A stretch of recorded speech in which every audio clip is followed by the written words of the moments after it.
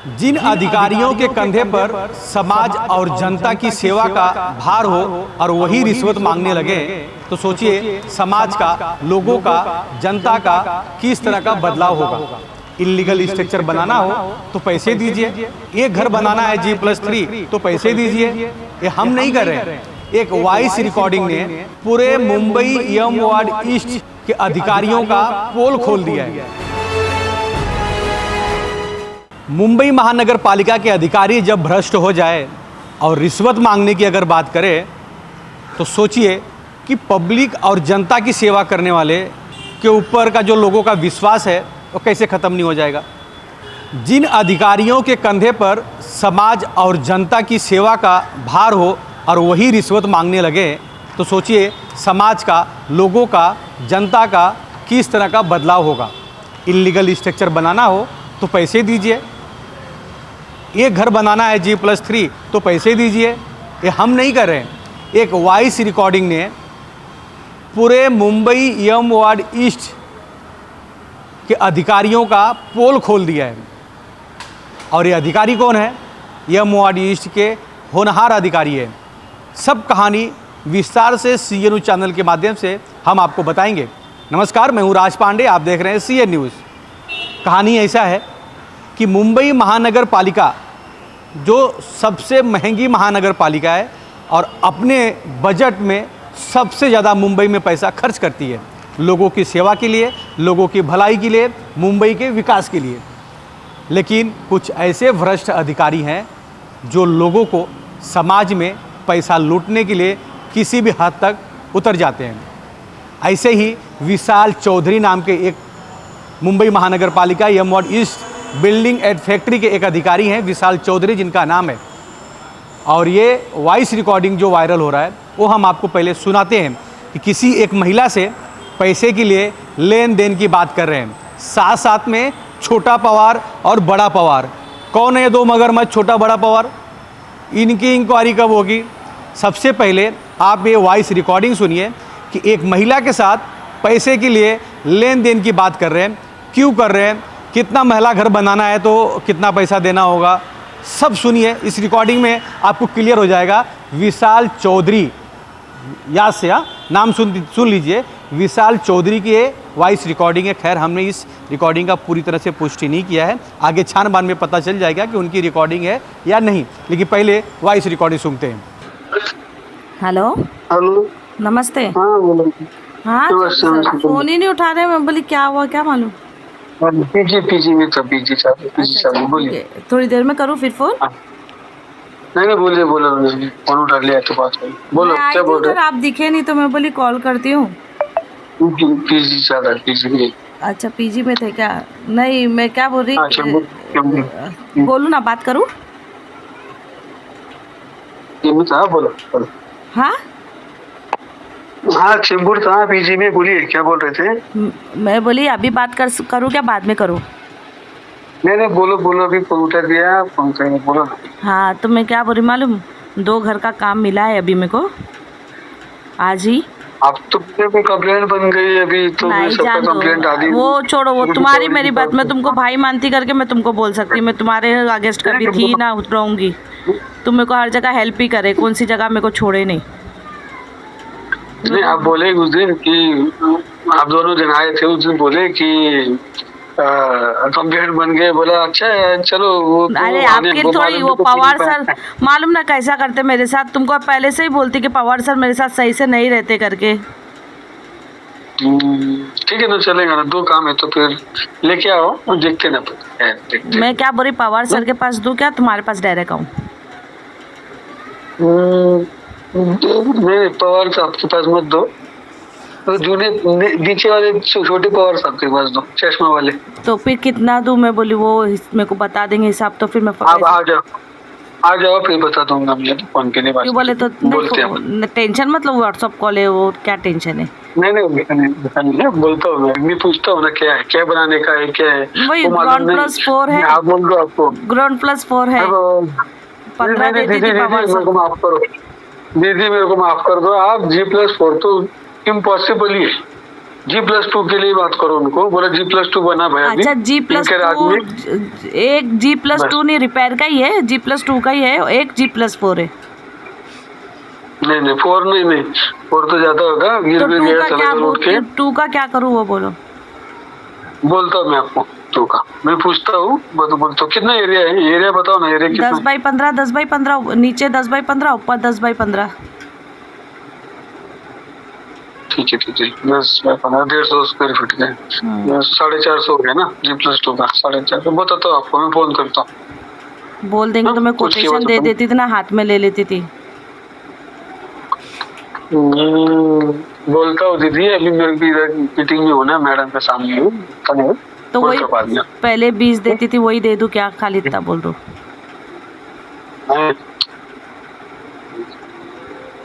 हाँ बोलता हूँ मैं आपको। ठीक है। हाँ मैडम। अब ये रिकॉर्डिंग तो आपने सुन लिया, और ये रिकॉर्डिंग पब्लिक में घूम रहा है, यानी वायरल है, और हमें भी किसी स्थानिक लोगों ने भेजा है। अब मैं आपको बता दूं कि इस मामले में ये मुंबई महानगर पालिका एम वार्ड ऑफिसर को कंप्लेन किया गया है, और ये कंप्लेन कौन किया है? सकल हिंदू समाज के माध्यम से। उन्होंने साफ साफ लिखा है कि महोदय, हम आपको पेन ड्राइव मुहैया करा रहे हैं, उस पेन ड्राइव में वॉइस रिकॉर्डिंग पूरी तरह से मौजूद है, जिसमें अधिकारी पैसे की लेन देन की बात कर रहे हैं। ये और लेटर है, आप ध्यान से देखिए। चलिए अब इसके बाद बात करते हैं। मुंबई महानगर पालिका एम वार्ड ईस्ट में पहले वार्ड ऑफिसर थे हिंगोले, उनका पूरा नाम आपको मैं बता दूंगा, उज्ज्वल हिंगोले, ऐसा उनका नाम है,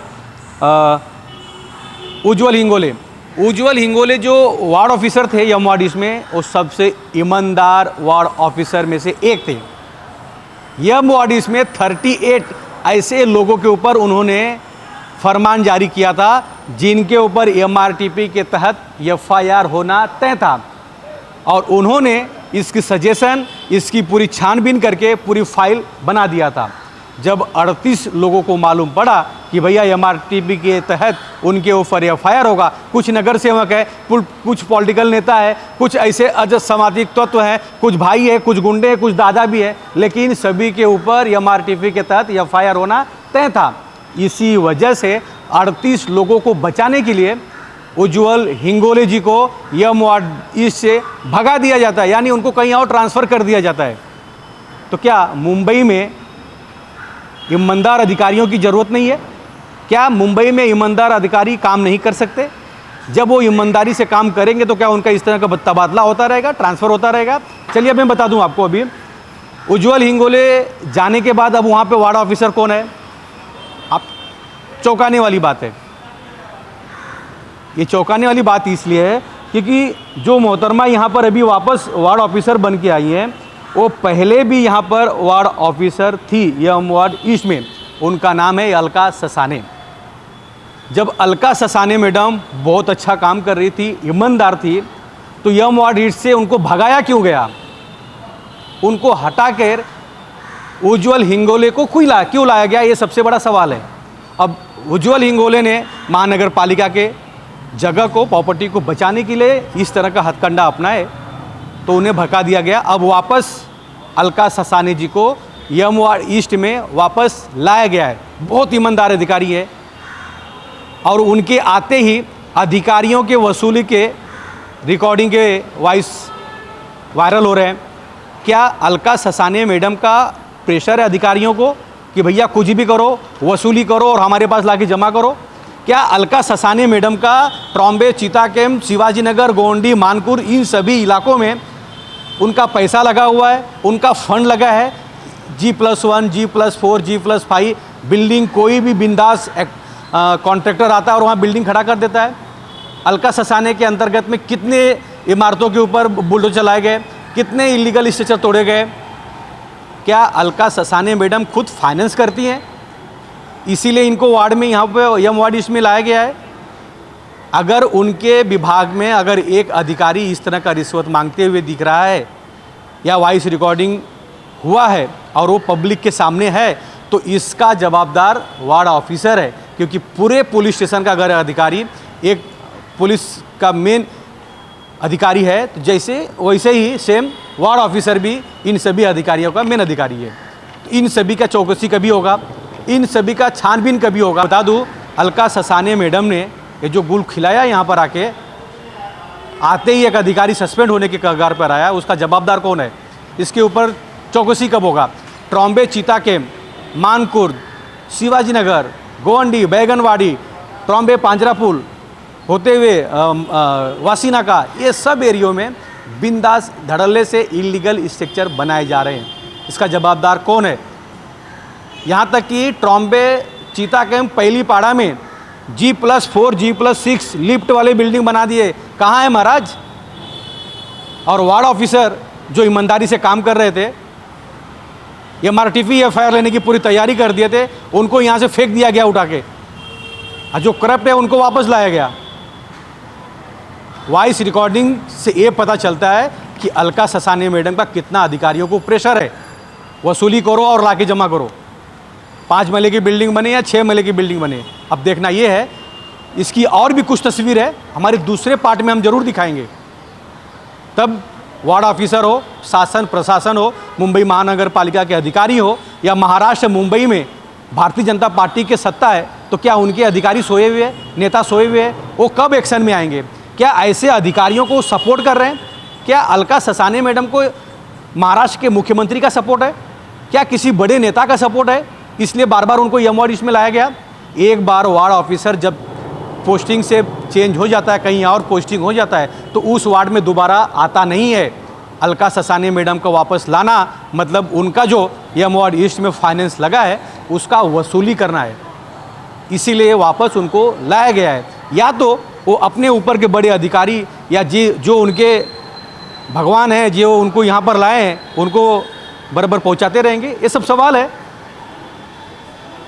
कई आरोप लगते हैं, सिद्ध होते हैं, नहीं भी होते हैं, लेकिन एक वॉइस रिकॉर्डिंग ने पूरे यम वार्ड ईस्ट को बदनाम कर दिया है और शक के दायरे में लाकर खड़ा कर दिया है। अब देखना यह है कि यम वार्ड ईस्ट के कितने अधिकारी सस्पेंड होते हैं। क्या वार्ड ऑफिसर अलका ससाने वही रहेंगी या उनको हटा के किसी और नए अच्छे वार्ड ऑफिसर को यम वार्ड ईस्ट में लाया जाएगा। ये सब सवाल है। CNU चैनल के माध्यम से इस तरह की तस्वीर बार बार दिखाते रहेंगे। नमस्कार। जिन अधिकारियों के कंधे पर समाज और जनता की सेवा का भार हो और वही रिश्वत मांगने लगे, तो सोचिए समाज का, लोगों का, जनता का किस तरह का बदलाव होगा। इलीगल स्ट्रक्चर बनाना हो तो पैसे दीजिए, एक घर बनाना है G+3 तो पैसे दीजिए। ये हम नहीं कर रहे हैं। एक वॉइस रिकॉर्डिंग ने पूरे मुंबई यम वार्ड ईस्ट के अधिकारियों का पोल खोल दिया है। CEN न्यूज, देश प्रदेश की ताजा तरीन खबरों के लिए CEN न्यूज को सब्सक्राइब करें और रहें पल पल की खबर से हर पल बाखबर।